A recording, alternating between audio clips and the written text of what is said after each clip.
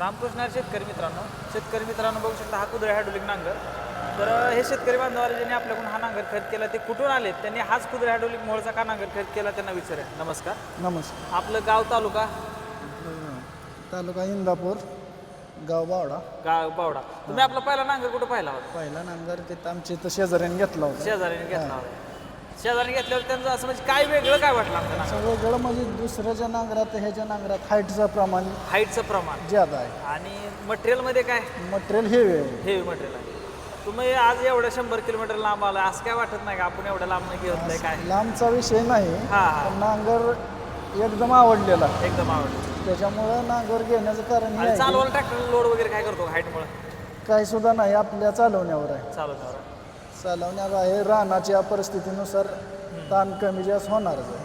म्हणजे तुम्ही त्यांचा बघून तुम्ही हा नांगर त्यांचा कसा चालतोय कसा नाही ह्याची खात्री केली, हा. मग घेण्याचं ठरवलं. तर मित्रांनो ह्यांनी पहिलं यांच्या गावाला आपण नांगर दिलेला आहे, त्यांचं बघून त्यांनी घेतलेला आहे. तुम्ही पण एकदा बघा, खात्री करा, मगच आमच्यावर विश्वास